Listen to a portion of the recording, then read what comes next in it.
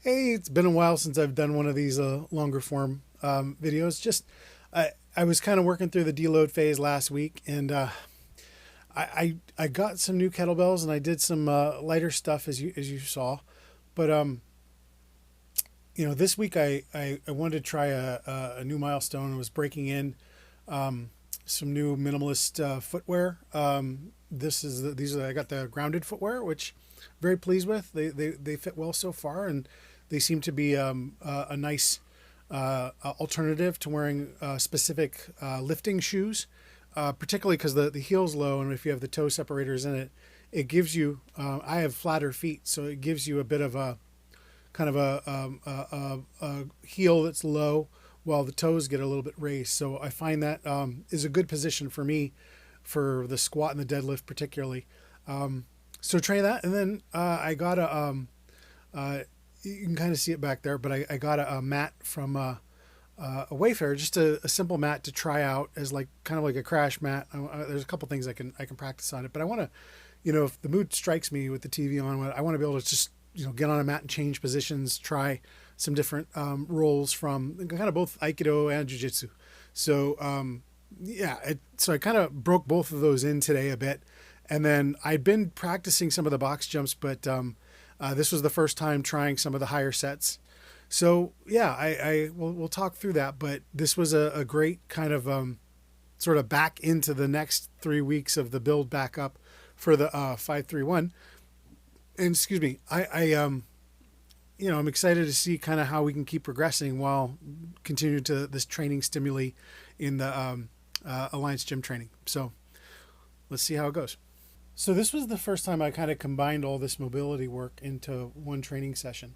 And I wanted to see a couple things. One, have my joints strengthened enough through the basic strength training I was doing to allow me to, in addition to doing the MMA gym training, to allow me to just start to do some of these more athletic kind of warm-ups. I felt really good, actually. And I was pleased with how I could then incorporate those right into the heavier lifts and then be able to keep the pace going. So started with forward and backward rolls. Just, I want to make sure I stayed low to the ground and just miss the shoulder as I do the roll. See how I feel kind of, because they can be backwards, especially can be disorienting if you're not used to them.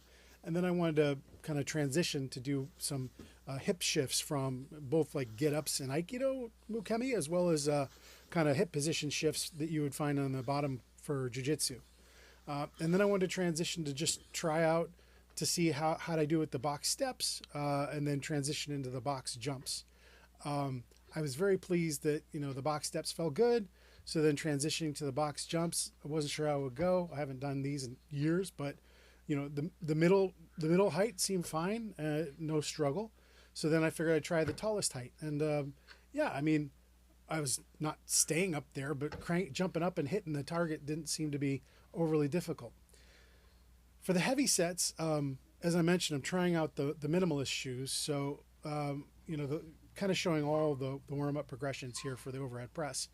You can see I don't do a lot of leg dipping, so I'm not like doing like a push press strictly like we use the knees a whole lot, but I am issuing a pulse up through the body to propel the weight up. So, as we've talked about before in the Taikyoku, Budoryoku no Tanrenhō, the idea is that you're using whole body power. So even though it looks like a shoulder lift, it is in fact a whole body pulse to move the weight up. So then switching to the squats, this was going to be the biggest tell for me, not only for the minimalist shoes, but also for not wearing knee sleeves, because even a year ago I couldn't do this. And the theory I have is that since I've been really spending time strengthening the whole body, the joints, I should be able to do this now. And I was very pleased. Obviously we'll see how the weeks go, but I was very pleased to be able to just come right back into this on the heavier set, not have to feel the burden of the lifts, especially on the knees. Happy with the depth. These are the heaviest sets of this series, so more to come later this week.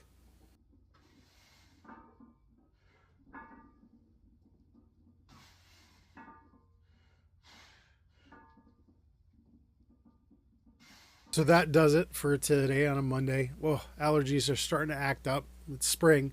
But these are just the various parts of life you have to kind of accommodate for. Aging, Mondays, feeling the allergies as the seasons change, but means we're still alive, right?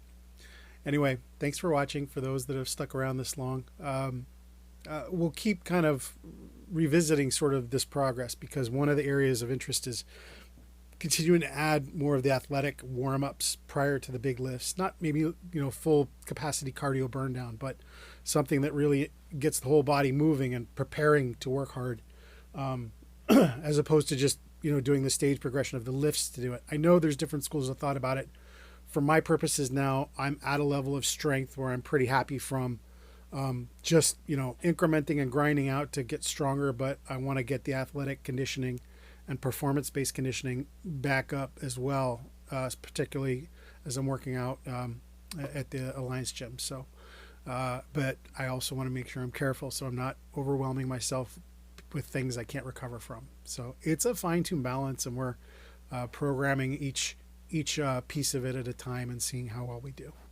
So that's the method behind the madness. And again, thanks for watching.